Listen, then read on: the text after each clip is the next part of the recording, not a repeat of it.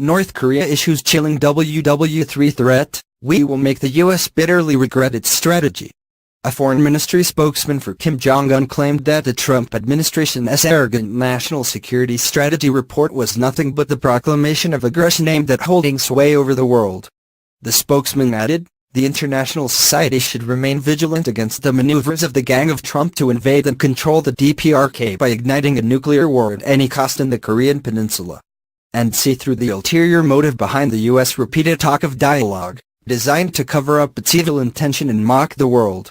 As the U.S. set its diplomatic and security policy at crushing us militarily and is publicly aiming a sword at us, we will make the U.S. bitterly regret its strategy with our cannons."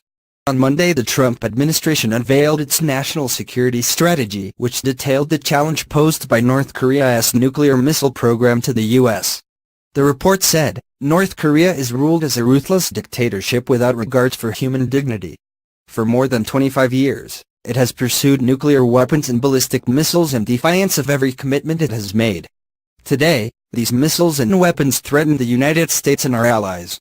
The longer we ignore threats from countries determined to proliferate and develop weapons of mass destruction, the worse such threats become, and the fewer defensive options we have." In a foreword written by the U.S. President, Donald Trump added, "We are rallying the world against the rogue regime in North Korea." Following the report's release, Pyongyang on Friday hit back, claiming peace and stability on the Korean Peninsula had been jeopardized by previous U.S. administrations throwing out all agreements.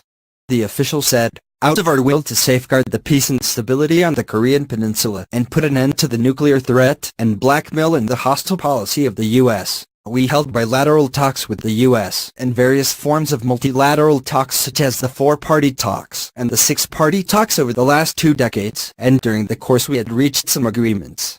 However, the previous U.S. administrations threw all the agreements reached with us into a garbage can like waste paper under the absurd assumption that the DPRK would collapse, even branding it as a rogue state, axis of evil, outpost of tyranny and target of preemptive nuclear strike.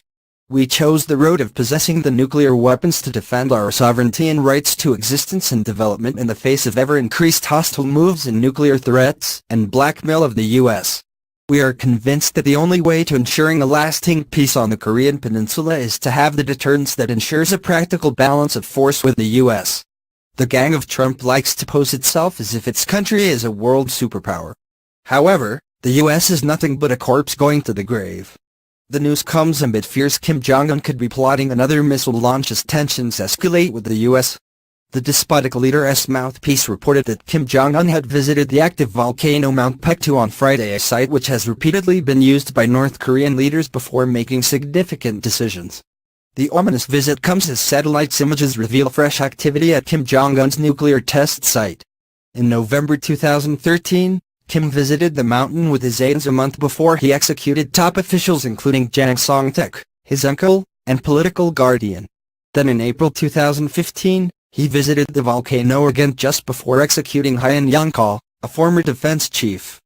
Kim has reportedly visited Mount Pektu 5 times during his 6-year rule, but this is the first time he is making a visit in December, suggesting a potential Christmas or New Year's Day launch. Welcoming in the 2017 New Year on January 1st, Kim Jong-un made a chilling announcement that North Korea was close to testing an intercontinental ballistic missile (ICBM). North Korea has since test-launched 3 ICBMs. The first was in July, and the latest one Kim Jong-un claimed was capable of reaching all the U.S. mainland.